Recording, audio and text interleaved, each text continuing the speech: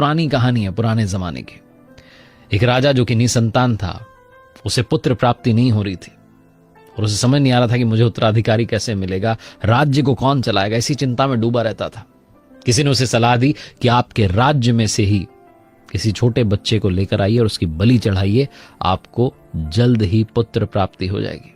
उसको सलाह पसंद आई, उसे लगा कि जब सब कुछ कर लिया ये भी कर लेते हैं। तो राजा ने मुनादी करवा दी पूरे राज्य में कि किसी भी परिवार से कोई भी बच्चा दे दे, जिस परिवार से हमें बच्चा दिया जाएगा उसको हम बहुत सारा पैसा देंगे, इनाम देंगे। एक गरीब परिवार रहता था, उनके बहुत बच्चे थे। सबसे छोटा बच्चा जो था वो पूजा पाठ में लगा रहता था, मंदिर जाता था, भगवान को बहुत मानता था। उस परिवार के मुखिया को लगा कि इस बच्चे को ही दे देते हैं, काम का तो है नहीं, हमारे कुछ करता तो है नहीं।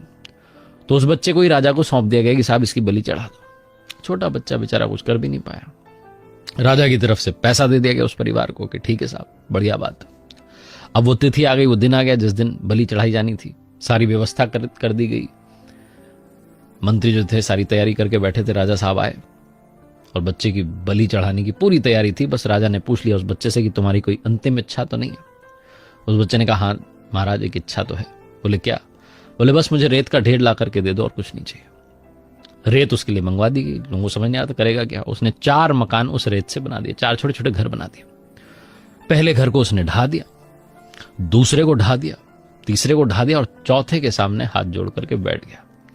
मन में उसने कुछ प्रार्थना की आंखें बंद करके, और उसके बाद बोला कि हाँ अब मेरी बलि चढ़ा दो, मैं तैयार हूं। सारे मंत्री घबरा गए, राजा घबरा गया। बोले क्या कर रहा है, इसने क्या विधि अपनाई? 3 मकान तोड़ दिए, चौथे के सामने हाथ जोड़ लिया। उससे पूछा क्या किया तुमने, क्या चाह रहे हो तुम, मेरा सर्वनाश कर दोगे, क्या कर रहे हो? लड़के ने कहा नहीं महाराज, आप मेरी बलि चढ़ा रहे हैं, बस मैं तो तैयार हूं। बोले किया क्या तुमने? तो उस बच्चे ने कहा मैंने 4 मकान बनाए। पहला मकान जिसमें मैंने अपने माता पिता को देखा, और जब देखा कि उन्होंने ही मेरी चिंता नहीं की, मुझे पैसों के लिए बेच दिया, तो मैंने उस मकान को ढहा दिया।